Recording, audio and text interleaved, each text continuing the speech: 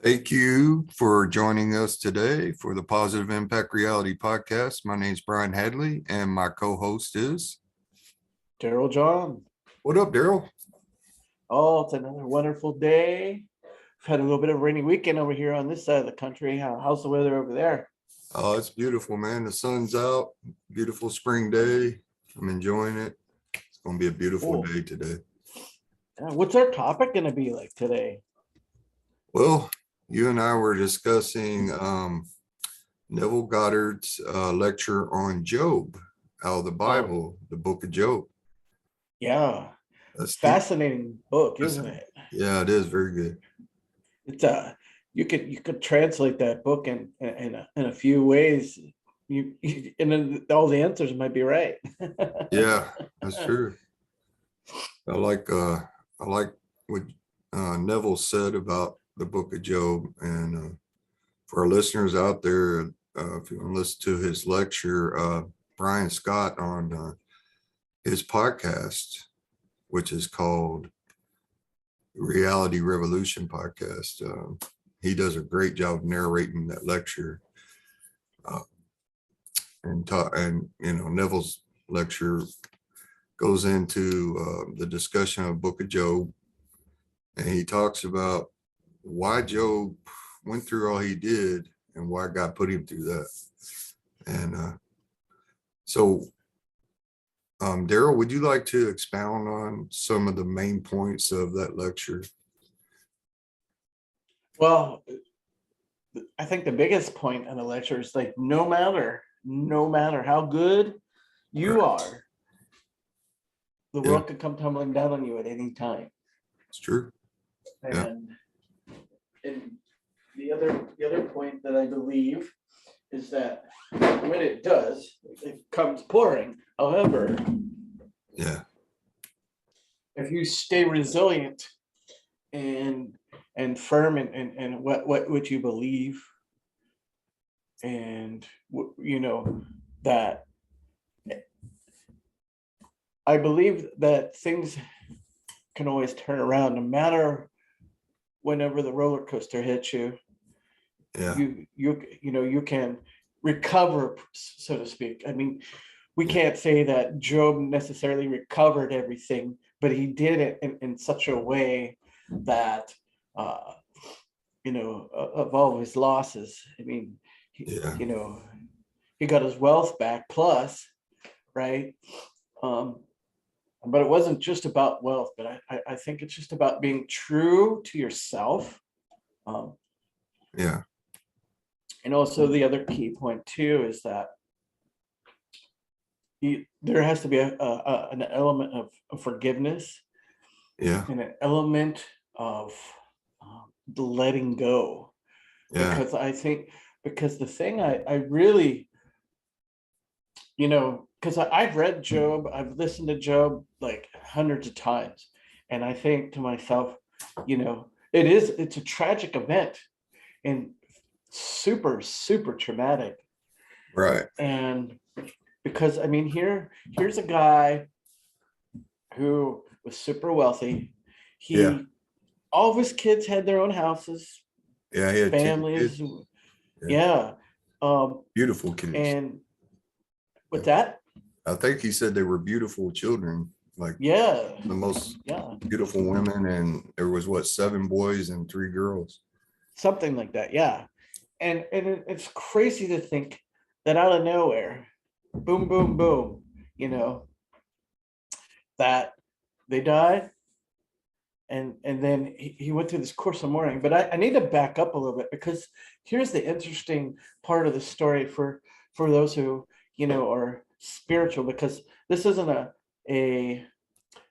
preaching podcast. However, is that it's interesting to see how when the story begins, how God and Satan are like, we'll just say they're out chilling somewhere, and they're talking about this one person. And they're like, oh, have you tried my boy Job? And it's like, well, no. And they're talking about, what he can do, basically, which, the rules are very minimal, but there was just one that stuck to him.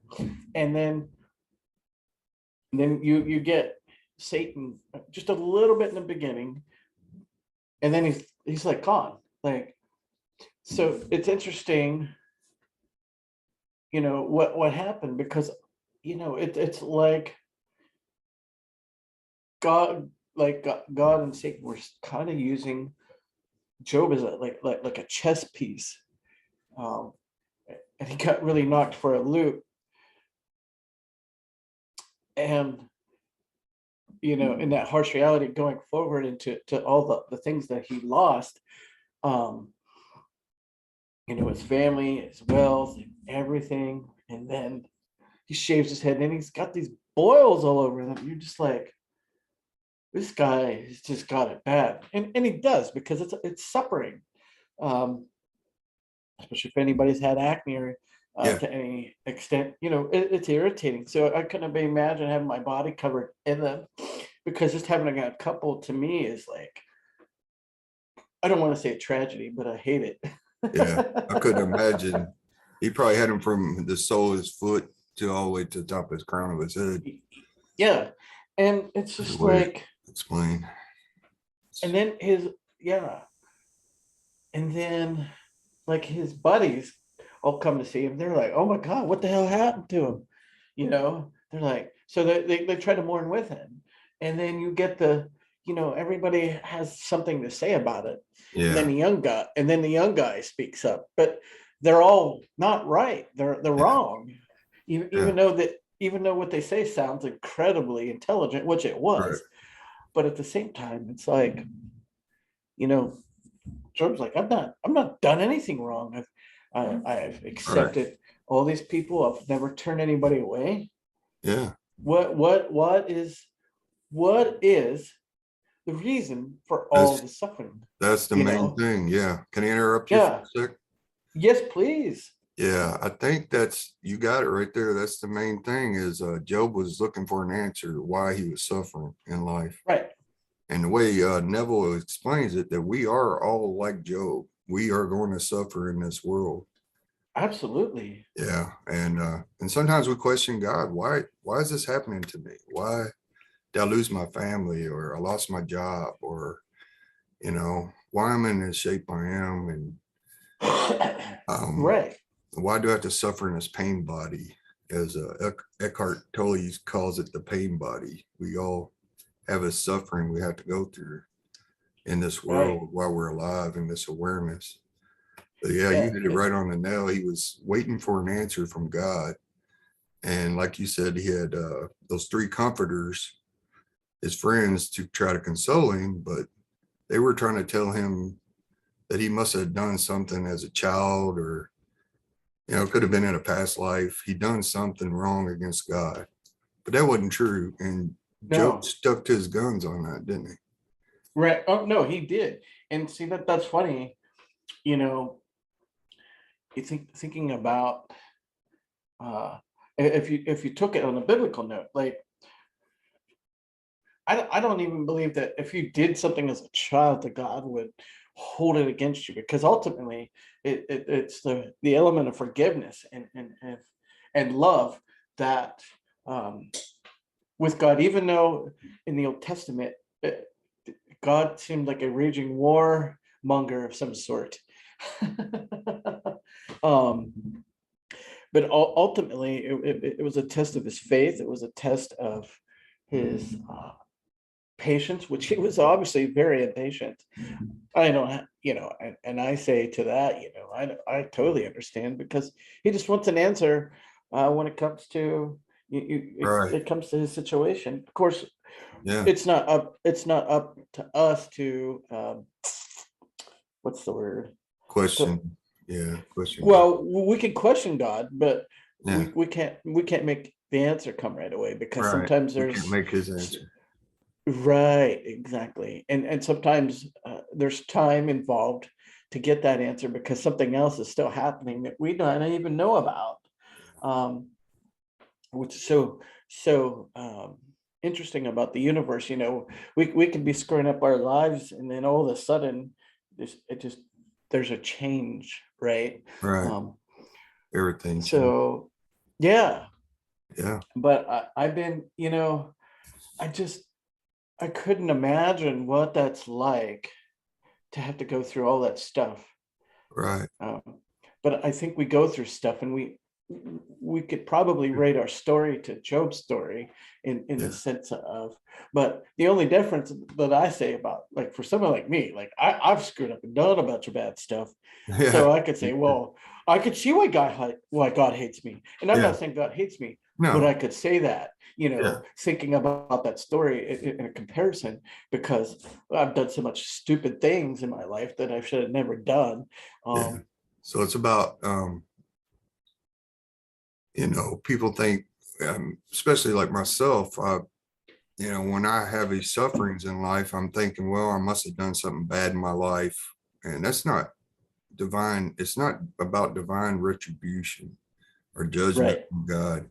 He's forgiving. And even Neville was talking about like people like Hitler and Stalin being forgiven, even though they committed these mass atrocities against humanity. Um, he's still a forgiving God. Right. Yeah. And, you know, it's, And it, it's really how far does God's mercy go? And it goes forever in the Bible, it says. So uh, right. yeah, it's a pretty good subject. I like it. It's really good. I'm not going to say that what I'm about to say is right, wrong, or indifferent, but I've met people in my life who say there is no heaven and no hell, and that whatever your Yeah. heaven and hell is what we experience while we're here. Right. And they could be right. I mean, in some sense, Yeah. we experience some sort of hell. We just don't. I just don't.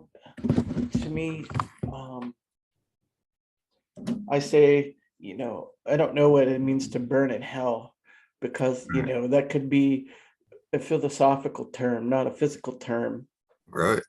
True. And since a lot of the since that's what the Bible really is a lot of philosophy, Yeah. you know, on how to live your life. And I mean, and it's on point, just like when we discussed the lecture with, like, Rahab in it, right? Like, there was an element of what looks like a lie, but it was a lie to do a good thing. Yeah. Yeah. So I just say, um, yeah, there's the blank in my brain. You're fine. Yeah, it's interesting. I really see the point Neville has on that, and the way he expounded on the Book of Job is not like any mainstream religious doctrine or dogma. Um, Mm, but he's right, I think, and all that. He does have a point about God is a forgiving God, and just because you suffer in life doesn't mean that you did anything wrong. We're all going to suffer no matter what. right. And another point he was making is there at the end is if you see someone suffering, they're in that state of, you know what I'm saying. Maybe someone is suffering because they don't have work or they're out of a job, they're hungry or sick, they're suffering in this pain body, mentally, physically, or whatever. And Job, I think he had to have suffered more than anybody that I've ever heard of suffering, losing all his children, his wealth, his own house, I guess, his own health was suffering. And Hmm.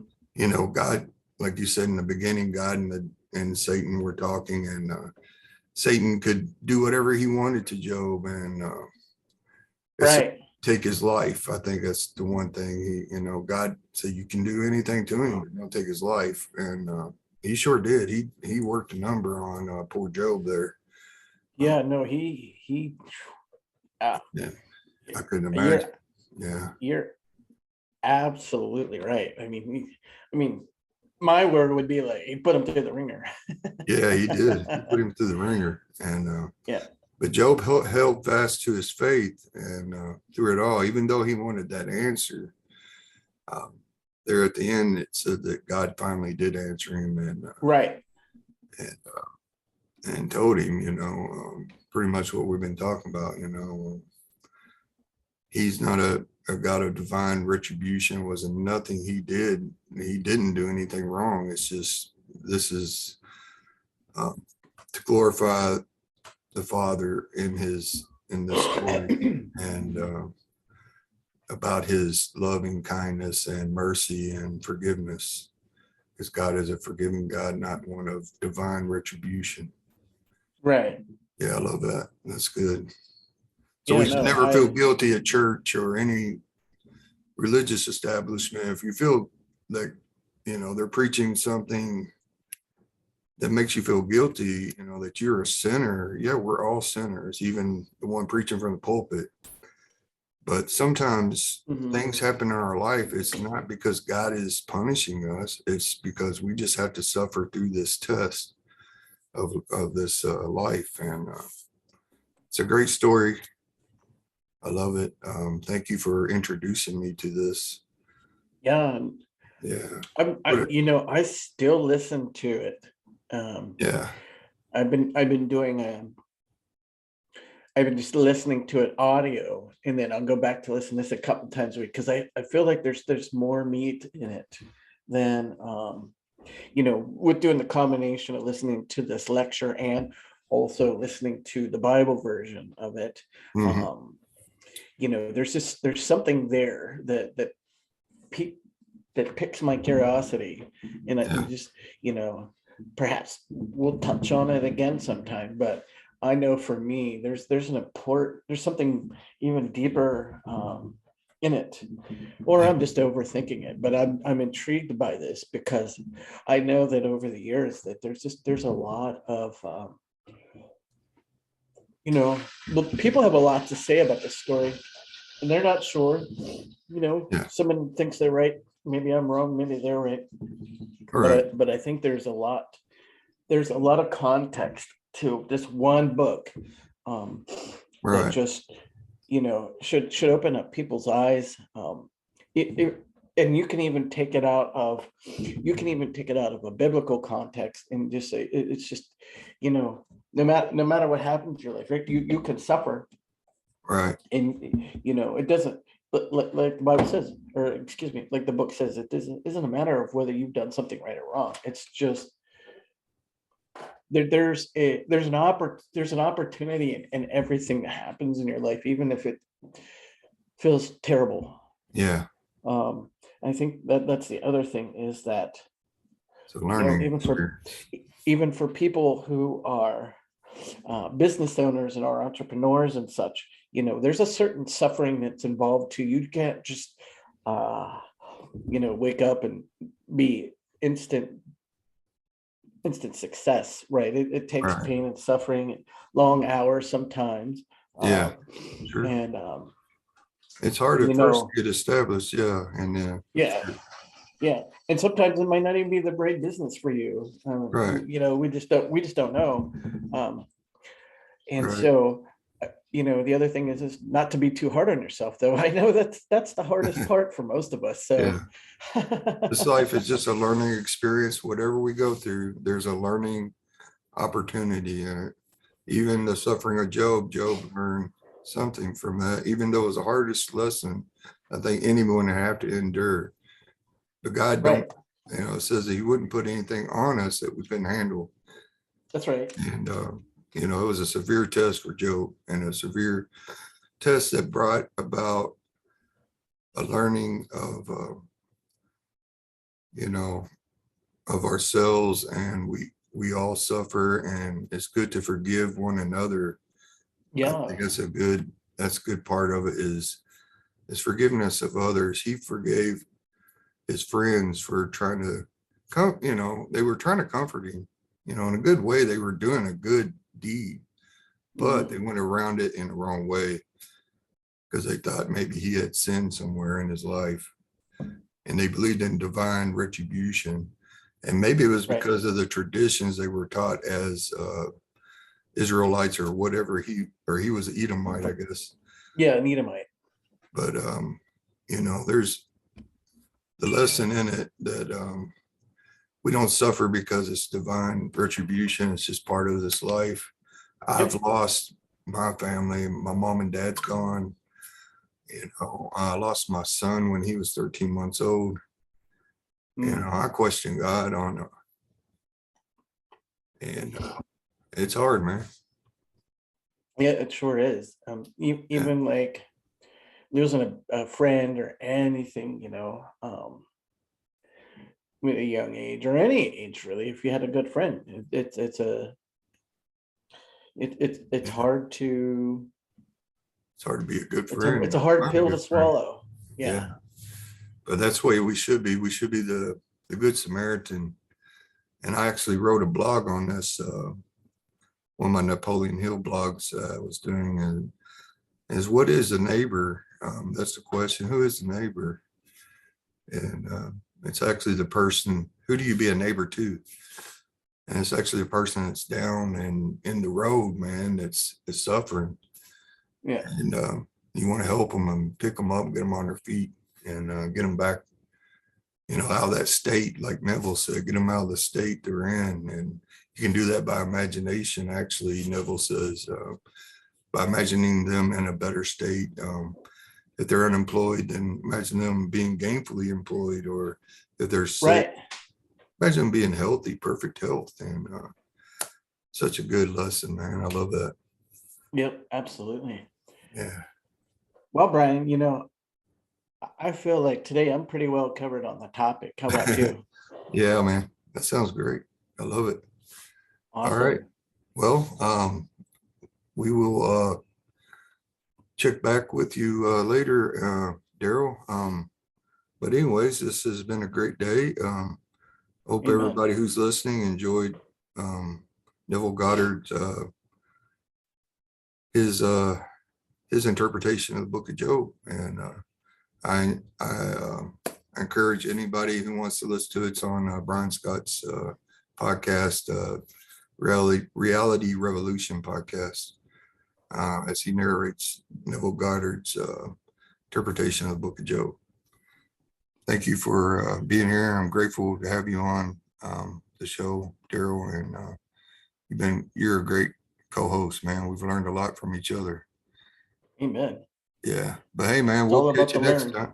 Yeah. So all right, and we'll see you all in the next time. Yep. Bye-bye. Bye-bye.